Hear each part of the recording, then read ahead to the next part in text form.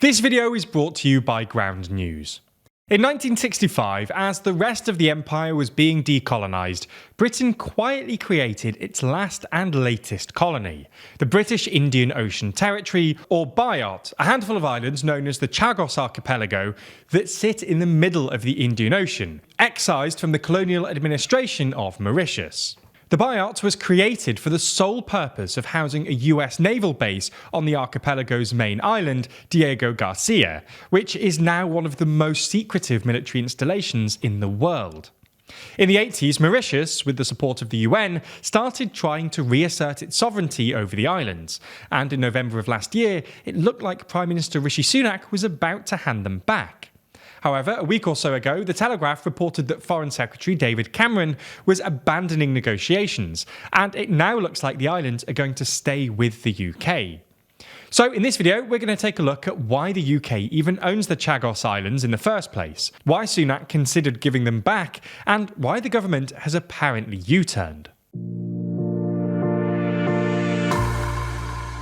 Before we start, if you haven't already, please consider subscribing and ringing the bell to stay in the loop and be notified when we release new videos. So let's start with a bit of context. The Chagos Archipelago comprises 58 islands and atolls, the largest being Diego Garcia. Located in the southeast of the archipelago, Diego Garcia is in a horseshoe shape 14 miles long and 4 miles wide, and accounts for more than half of the archipelago's total land area.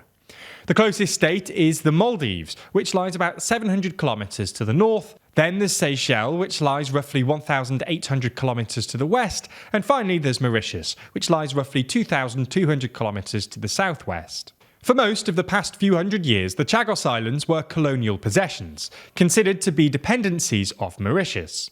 Mauritius and the surrounding territories were first occupied by the Dutch in the 1600s, but the first proper administration of Mauritius was established in 1715 by France, who named it Île-de-France. Having been previously uninhabited, in the late 18th century, the French established a handful of coconut plantations on the islands, and shipped slaves over from the African continent and Madagascar. In 1810, the British captured Île-de-France and named it Mauritius, and in 1814, France ceded Mauritius and all its dependencies to Britain via the Treaty of Paris.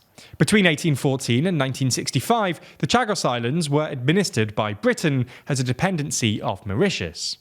While precise estimates vary, by 1966, over 900 people, known as Chagosians, worked and lived on the islands. After the UN General Assembly unanimously passed Resolution 1514 calling for total decolonisation in 1960, the UK started making tentative preparations for Mauritian independence.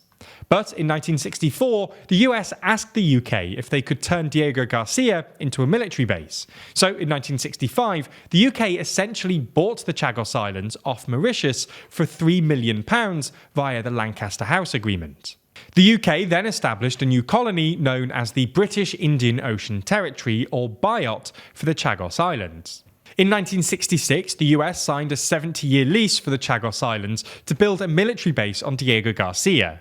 This didn't go down well with the UN, and the General Assembly passed a number of resolutions criticising the move, but these were essentially ignored by both the UK and Mauritius, which duly became independent without the Chagos Islands in 1968. Anyway, after signing the lease, the UK, with the support of the US, began deporting the Chagosians.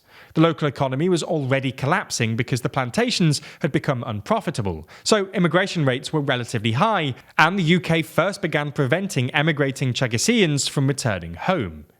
The frequency of ships bringing food and supplies to the islands was then drastically reduced, before active deportations began in earnest in 1971. By 1973, all Chagosians had been deported, mostly to Mauritius and the Seychelles. Years later, the UK acknowledged that its treatment of the Chagosians was shameful and wrong, and paid compensation to some Chagosians via the Mauritian government. The US then built a naval base on Diego Garcia, nicknamed the Footprint of Freedom. Its remoteness and secrecy has made Diego Garcia the subject of numerous conspiracy theories. Time magazine published an expose in 2008 claiming it was a CIA black site in the early 2000s, and some conspiracies claim it had something to do with the missing Malaysian Airlines flight MH370. Anyway, in the 80s, the Mauritian government claimed that it was forced to sell the Chagos Islands under duress, and that the transfer was illegal under international law. In 2000, the African Union's predecessor adopted a resolution claiming the excisation of the Chagos Islands was a violation of UN Resolution 1514, and in 2017, the UN General Assembly asked the International Court of Justice for an advisory opinion. In 2019, the ICJ advised that the UK had acted unlawfully in excising the Chagos Islands, and the UN General Assembly followed up with a resolution demanding the UK unconditionally withdraw its colonial administration from the area within 6 months.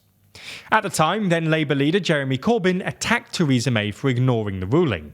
While Mauritius's claim clearly had legal standing, there was also an economic incentive. Mauritius's fishing industry was diminished after the UK declared the Chagos archipelago a protected area in 2010, and Mauritius also wants to charge the US rent for its Diego Garcia base.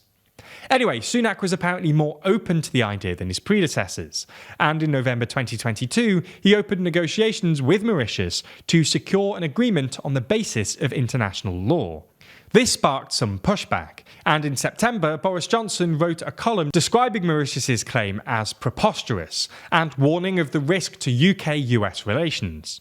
A month later, Policy Exchange published a paper arguing that the link between Mauritius and the Chagos Islands amounts to little more than an accident of colonial history, noting the geographical distance between Mauritius and the Chagos Islands and accusing the Mauritian government of consistently ignoring Chagosians' interests. Chagosians have been conspicuously excluded from the negotiation process by Mauritius, and the report claims that most Chagosians are at best ambivalent about Mauritius's claim.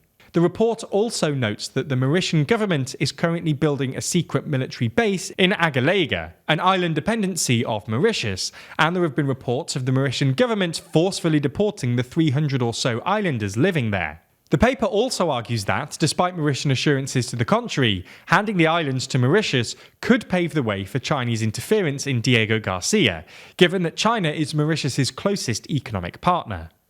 Anyway, the report was mentioned explicitly in Parliament by Tory bigwig and former Brexit negotiator Lord David Frost, and a few days later the Telegraph reported that the Conservative government was abandoning negotiations. This obviously won't go down well with Mauritius, but it's hard to see how else they can advance their case, given the UK has now shunned both the UN and the ICJ. If you do want to follow what happens next in this story, you should check out our sponsor, Ground News, a website and app developed by a former NASA engineer on a mission to give readers an easy, data-driven, objective way to read the news. Every day, Ground News ingests over 50,000 articles from all over the world. Every story comes with a quick visual breakdown of the political bias, factuality, and ownership of the source's reporting, all backed by ratings from 3 independent news monitoring organisations. For example, here's a story relevant to this video, about Rishi Sunak's adjusted Rwanda plan. Right away, you can see that the story had 9 outlets reporting on it. 33% lean left, while 11% lean right. Every story also comes with a detailed view of the bias distribution, factuality scores, and even specific ownership information.